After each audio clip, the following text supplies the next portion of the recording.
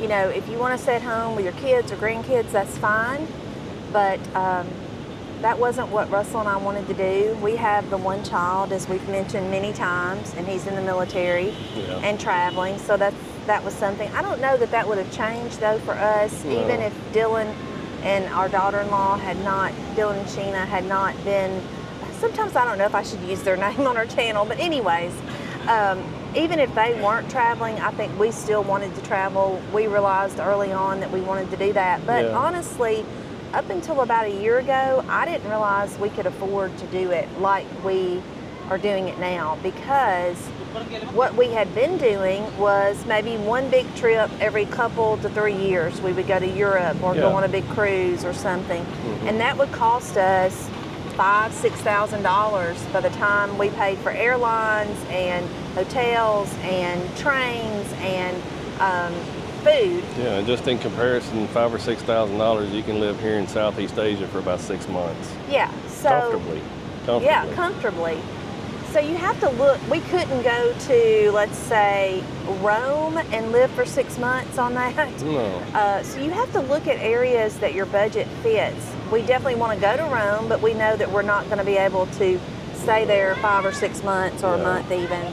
So you just have to compare areas, do your research. But the main thing is figuring out what you have and where your income is going to come from.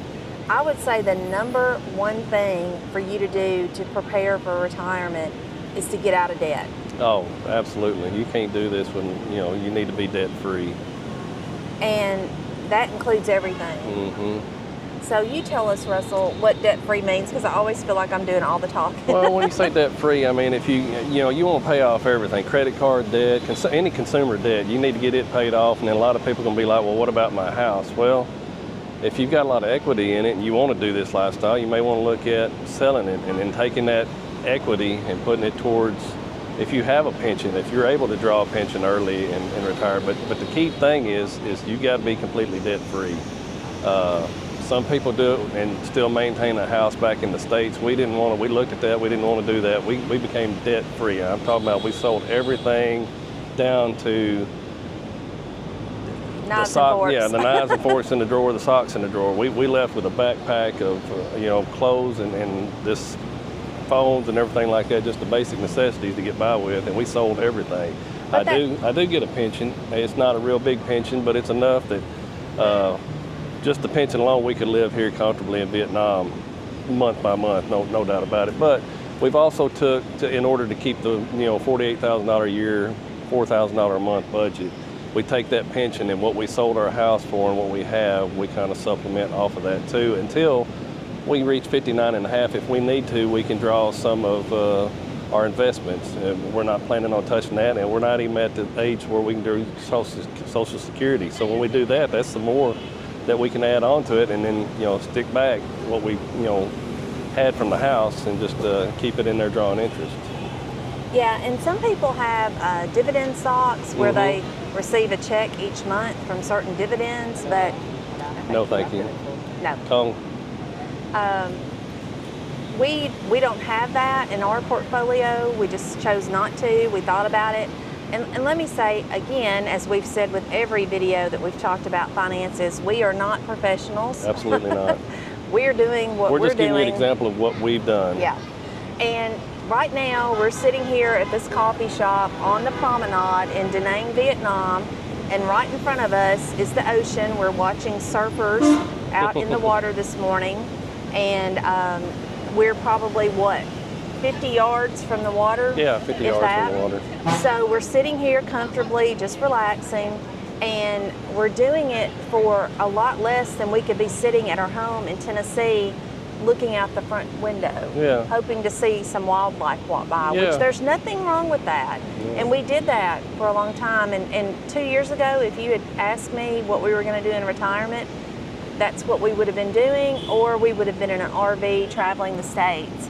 But once we started looking at international travel, it was just going to be cheaper for us to do this. Yeah, even with the thought of, like I said before, getting a truck and a camper and traveling the United States, you look at the upkeep, the purchase price of the truck, the camper, or just the standalone drive, like a Winnebago type deal. And fuel and insurance, we sold all. I mean, I sold that idea down the road a long time ago, because you get to look at what it would cost you month by month to do that and what it costs to travel over here. Now, don't get me wrong, your biggest expense is going to be flying or wherever to get to that point, but then you start slow traveling from like here. You don't go from here to back to the United States, from the United States to Europe, and then from Europe back over to Southeast. You can't do that. You've got to go and pick your spot and slow travel. And we've got other videos you can watch here on this channel, and it explains a lot of that, so we ain't gonna get in a lot of the detail about that. But for what we're doing and able to just walk along and enjoy a daily walk along the beach here, or sightsee, and it's not costing anything. I mean, it might have cost a little bit, $4. It cost us, no, well, actually $3 to take a grab car from our hotel like 5 kilometers down here where we can walk back. Because we're not fit enough to walk down there and then walking back, so we're just picking our battles. We're getting there. But the first day here, just again, you can watch the other videos, but the first day, me and her ate 2 big meals and had coffee and snacks. And between the both of us, it was not over $9 US. You cannot do that in the United States. I don't care. Anybody can put in the comments that they can. I don't think you can. You're not going to be able to. I don't think you can buy groceries and do that. No. So you mentioned that the best thing is to like be here and then not go back to the States and go somewhere else. So that's what we would typically do. But with our unusual situation with our son and daughter-in-law, like we're going to Tokyo the first week in April, but they're going with us. So it didn't make sense for us to leave Vietnam and go to Tokyo. We're going from Vietnam back to Guam. So that cost us a little bit more. Mm-hmm. You can actually stay in Vietnam on one visa for 90 days. Mm-hmm. For 90 days, if you were to come here and live, you could comfortably live on way less than $1,000 a month. That's your room. Single person, Oh, I think maybe two people could easily do it. We're spending about $300 for our hotel for the month, and let me just say, it's not a grandiose. It's not a grandiose hotel, but they come in every day. They clean. They give us fresh towels. Free Wi-Fi. They make our bed. It's free Wi-Fi. It has air conditioning. A pool, a gym, all that. So it's not like we're living in a cardboard box out by the beach or anything. We've got a decent hotel. Yeah. There are much nicer 2 blocks ones. from the beach. I mean, we're off the beach. That's probably why it's $300 a month. And we're not right here on the beach. But even if you look at that, some of these right here on the beachfront, right here on Danang Beach, I'm looking at on Booking.com or Agoda, and they're like $24 a night. Yeah. So you just there's anywhere you want to stay and what you want to spend. It's just to live under $1,000 a month, you can do it. Yeah. Be a little tight, but you can do it. And I think I mentioned earlier when we first got here, I was a little apprehensive because it's not what I'm used to.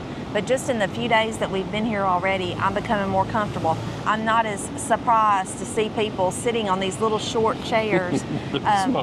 They're teeny, like little beach chairs that you sit on everywhere and eat. And every time I get up, I hope I can get up.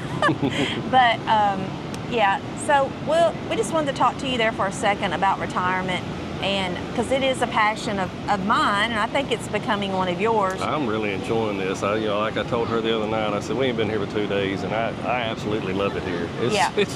It's something to see. I could see us coming back to Vietnam and definitely staying a 90-day period. Oh, no doubt. And the good thing about that is if you come, let's just say our budget's $4,000 a month. If we came to Vietnam, Hoi An, Da Nang, wherever, and we stayed for the 90 days, if we spent $1,000 a month, which I think you easily could live on that, that's $3,000. So instead of 3 months at $4,000 of $12,000, that would have been $12,000. You've only spent 3. So what does that leave you? That leaves you $9,000 to maybe travel to an area that's more expensive, like Europe or Australia. Which it's a little expensive. New Zealand, which we plan on getting down there. But then you're banking a little bit of cash there for those 3 months that you stay here, and it affords you the opportunity to go spend a little bit more there if you have to. Yeah. And I also think I mentioned on a previous video, let's just, we'll swap you around here and let you see what our view is here on the beach this morning, where we're sitting. We're actually just sitting here at a little table, so not to confuse you of where we're at.